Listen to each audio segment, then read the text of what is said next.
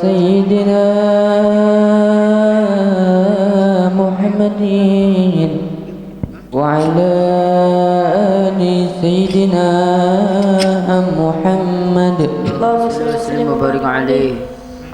Tak terbayar rintihan tangismu di saat melahirkanku. Betapa besar pengorbananmu, kasih sayangmu padaku, oh ibu. Belayanmu aku rindu, tak terbayang rintihan tangismu di saat melahirkanku. Betapa besar pengorbananmu, kasih sayangmu padaku, oh ibu.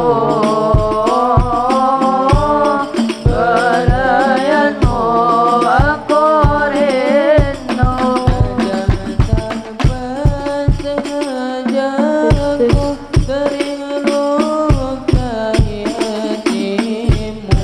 Maafkan diriku ibu, sering berdosa padamu saat ku jauh darimu. Betapa hatiku rindu, siang malam bukan selalu mengabdi lewat doamu.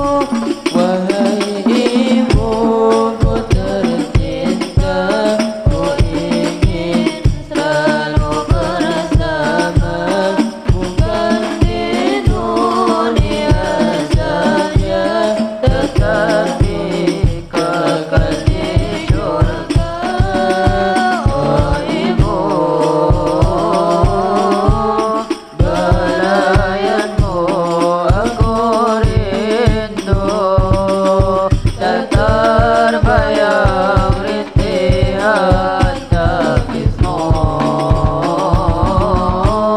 di saat melahirkanku. Betapa besar pengorbananmu,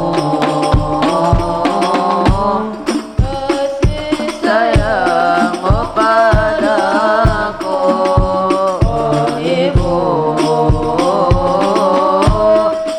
Belayanmu aku rindu, demi anak yang kau cintai tersenyum bahagia.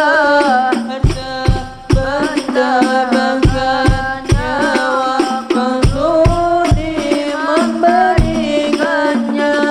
Sungguh mulia jasamu, begitu agung cintamu. Aku malu dan tak mampu membalas pengorbananmu.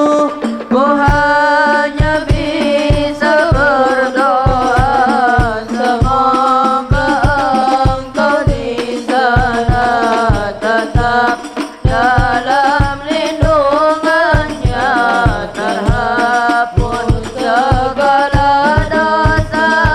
Ku hanya bisa berdoa, semoga engkau di sana tetap dalam lindungannya, terhapus segala dosa. Tak terbayang rintihan tangismu di saat melahirkanku. Betapa besar